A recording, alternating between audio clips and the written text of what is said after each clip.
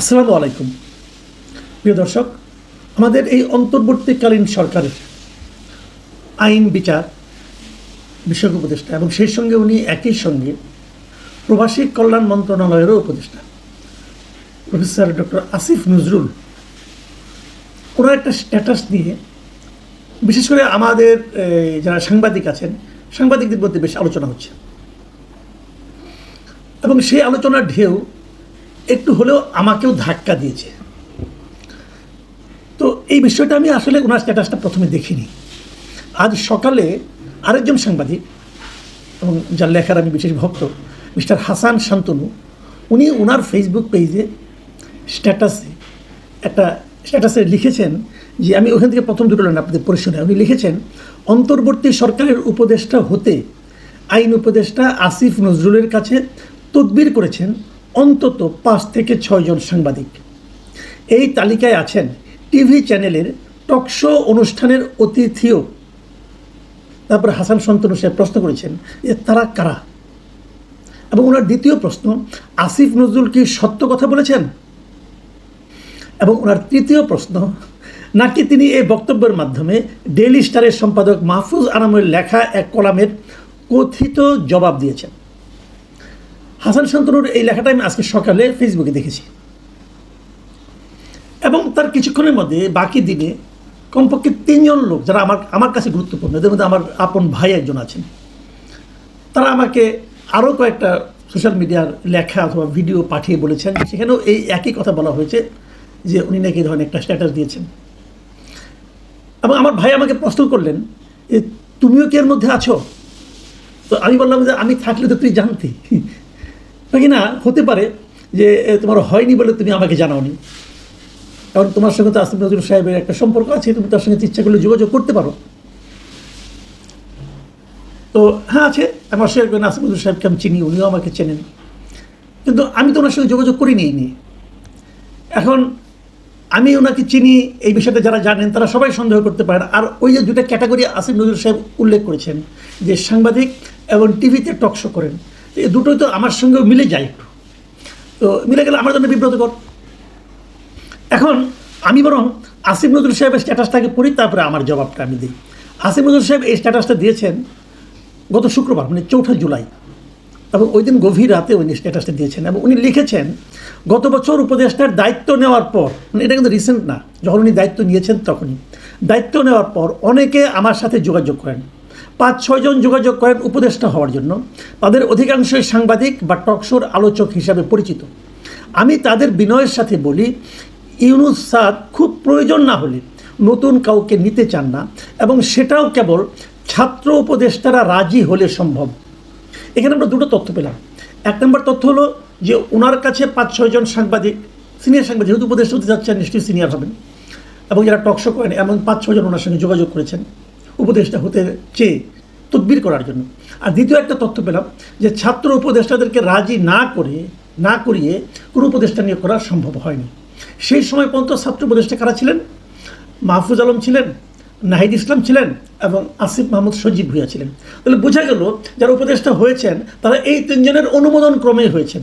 এটা আমাদের জাতির জন্য অবশ্যই একটা নতুন ধরনের খবর। ঠিক আছে, সেটা নিয়ে আলোচনা না হয় আরেকদিন করা যাবে। এখন আমি আসিফ নজরুল সম্পর্কে ওনার স্ট্যাটাসের আরও একটু পার্ট পড়ি।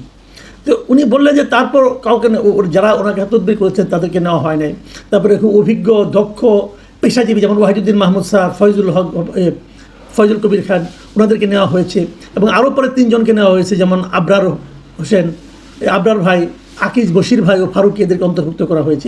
এরা নাকি 3 জনই অত্যন্ত কৃতকর্মা মানুষ, মানে আসিফ নজরুল সাহেবের ভাষায় এগুলো উনি নিয়োগ করেছেন। এবং তারপর স্যার সিদ্ধান্ত নেন যে কোনো অবস্থাতে আর নতুন কাউকে নিয়োগ করা হবে না। এটা ওনার স্যার মানে ডক্টর ইউনুস সাহেব সিদ্ধান্ত নিয়েছেন, খুব ভালো।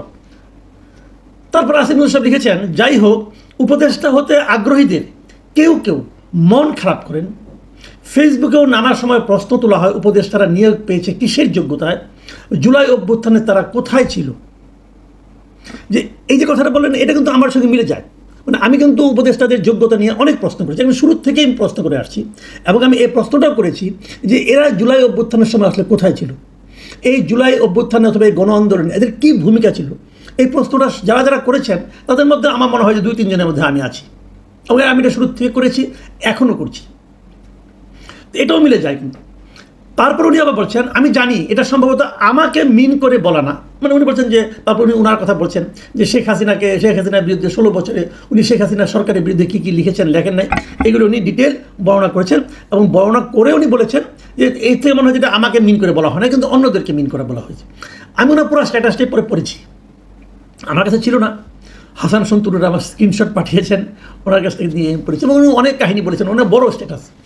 উনি কি মিস করছেন, ওনার সেই ফুরা রোডের বাসাটা মিস করছেন, সকালবেলা ঘুমানো মিস করছেন, এটসেট্রা এটসেট্রা, অনেক কথা কাহিনী এগুলো। তো যে জিনিসটা আমি আসলে বলতে চাচ্ছি সেই জিনিসটা হলো, এই যে উনি 5-6 জন সাংবাদিকের কথা বললেন, আমি মনে করি ওনাকে আমি যেভাবে চিনি, যতটা স্পষ্টবাদী হিসেবে চিনি, ওনার তো উচিত ছিল এই 5-6 জন সাংবাদিকের নাম বলে দেওয়া। যদি কেউ তার কাছে তদবির করতে পারে, তার নামটা বলে দিলে সমস্যাটা কি, বলে দিতেন।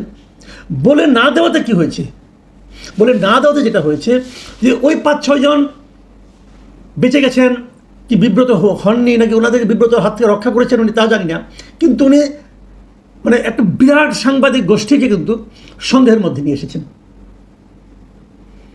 যে যারা এখন টকশো করেন, যারা এখন সাংবাদিক হিসেবে তাদের একটা পরিচিতি আছে দীর্ঘদিনের, তারা সবাই কিন্তু এই ওনার তৈরি করা এই সন্দেহের মধ্যে ঢুকে গেলেন। এখন ওই লোকগুলি যদি কখনো এই সরকারের পারফরমেন্সের সমালোচনা করেন, অথবা এই সরকারের সঙ্গে জুলাই আন্দোলনের আপনার সম্পৃক্ততা কতটুকু ছিল তা নিয়ে প্রশ্ন তুলেন, তাহলে অনেকেই কিন্তু সন্দেহ করতে পারেন, আচ্ছা আপনি তো আসিফ নজরুলের কাছে তদবির করেছিলেন, না হয়ে এখন বিপ্লবী হয়ে গেছেন। এবং তার মধ্যে আমি নিজেকেও দেখতে পাচ্ছি, এটা আমার জন্য আসলে বিব্রতকর। আমি শুরু থেকেই বলে এসেছি, বিভিন্ন ফোরামে বলেছি, এবং আমি বলি আপনাদেরকে, একবার আমি RTVর একটা টকশোতে গিয়েছিলাম। সেই RTVর টকশোতে অ্যাঙ্কর অন ইয়ারে থাকাকালীন আমাকে জিজ্ঞাসা করেছেন যে, অনেকে বলেন আপনি নাকি উপদেষ্টা হতে চেয়েছিলেন, উপদেষ্টা হতে পারেননি, তাই আপনি এগুলি করছেন, তাই আপনি সরকারের সমালোচনা করছেন। এবং ওটার জবাব দেওয়ার পর উনি আমাকে একটা সাপ্লিমেন্টারি কোয়েশ্চেন করলেন যে, আপনাকে যদি কোনো সরকারের দায়িত্ব দেওয়া হয় তাহলে আপনি নেবেন কি না। আমি সেখানেও স্পষ্টভাবে বলেছিলাম যে,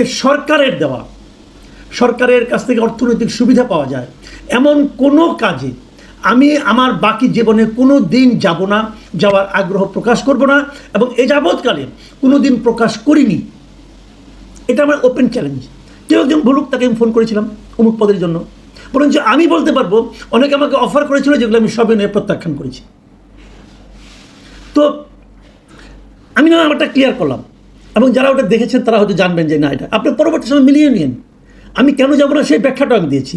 আমার ব্যাখ্যাটা ছিল এরকম যে, আমি তো সারা জীবন সাংবাদিকতা করেছি, আমার সাংবাদিকতার বয়স হলো প্রায় 3.5 দশক, প্রায় 36 বছরের মতো। তো এত বছর সাংবাদিকতা করে আমি তো এই কাজটাই শিখেছি, আমি তো আর কোনো কাজ শিখিনি। যে কাজ আমি শিখিনি তা আমি করতে যাব কেন, সেটা হবে আমার জন্য মূর্খতা। যারা গিয়েছেন তারা কেন গিয়েছেন আমি তাও জানি না। আমি আসিফ নজরুল সাহেবকেও প্রশ্ন করবো, আপনি এটা গিয়েছেন কেন? এই কাজটা আপনার কাজ না। আপনি ছিলেন ইউনিভার্সিটির টিচার, ছাত্রদের পড়াতেন, ওটাই করতেন। আপনি ওটার জন্যই সারা জীবন প্রিপারেশন নিয়েছেন। আপনি কোনো রাজনীতিও করেন নাই। আপনি গিয়েছেন কোনো মন্ত্রিত্বের লোভে? আপনি কি দেশকে সংগঠিত করতে পারছেন? আগে আপনার যে গ্রহণযোগ্যতা ছিল সমাজে, সেই গ্রহণযোগ্যতা কি এখন আছে? নেই তো। আপনি যখন এই সরকার একসময় শেষ হয়ে যাবে, যেমন ফেব্রুয়ারিতে, নয় এপ্রিলে, নয় জুনে হবে তো শেষ, তারপর আপনি কী করবেন? তারপর আপনি আগের পেশায় এই ঢাকা ইউনিভার্সিটিতে আগের মতো করে যেতে পারবেন না। তো এই ভুল আপনি কেন করেছেন? আমি এটা ভুল মনে করি। উনি লোভে পড়ে গিয়েছেন তা কিন্তু আমি মনে করি না। হয়তো লোভ নাই, হয়তো উনি একটা ভালো মন নিয়ে গিয়েছেন, কিন্তু এই কাজটা আপনি শিখেন নাই। সবচেয়ে বড় কথা হলো এটা, যে কাজ আপনি শিখেন নাই সেই কাজ আপনি করতে ভালো পারবেন না, এটাই স্বাভাবিক।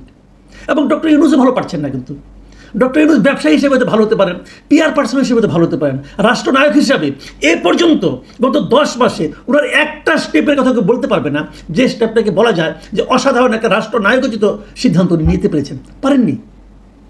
উনি দেশের মানুষকে ঐক্যবদ্ধ করতে পারেননি, এবং সে ঐক্যবদ্ধ করতে না পারার যে বদনাম, সেই বদনামের ভাগে কিন্তু ডক্টর আসিফ নজরুল হবেন, সবাই হবেন। মানুষকে বিভক্ত করে দেওয়ার যে প্রবণতা, এটা ওনাদের মধ্যে বসে গেছে। এবং এই যে স্ট্যাটাসটাও কিন্তু আমি মনে করি আসিফ নজরুল সাহেবের কাছ থেকে আমি আশা করিনি। আমি ওনাকে ব্যক্তিগতভাবে চিনি, এবং ওনাকে আমার খুবই মেধাবী এবং খুবই সেন্সিবল একজন মানুষ মনে হয়।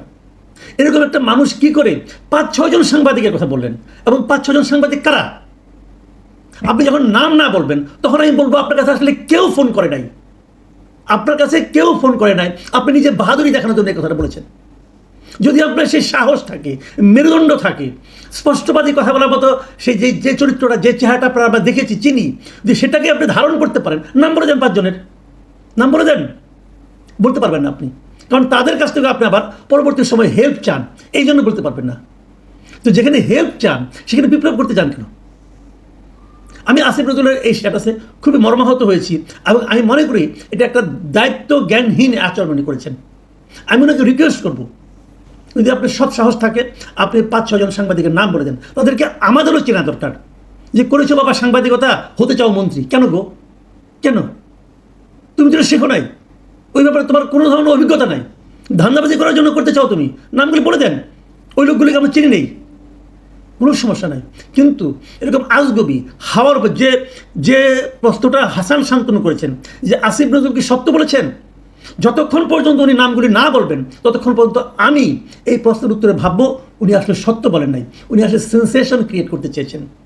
এবং যে কারণে ওনার সঙ্গে প্রথম আলো অথবা ডেইলি স্টারে একটা বিরোধ তৈরি হয়েছে, সেই বিরোধের হয়তো ওর জন্য যে কথাটা নাকি ওই মাহফুজ আলমের একটা কলামে উনি লিখেছিলেন যে কেন ওনাকে 2টা মন্ত্রণালয় দেওয়া হলো, তারই একটা জবাব উনি দেওয়ার চেষ্টা করেছেন এভাবে। এবং এটা হচ্ছে খুব আনাড়ি একটা প্রচেষ্টা। প্রিয় দর্শক, হয়তো বিষয়গুলো একটু ব্যক্তিগত হয়ে গেল, তারপর আমি মনে করি এটা বলার দরকার ছিল। আপনি ভালো থাকবেন, এখন এই পর্যন্তই। আল্লাহ হাফিজ।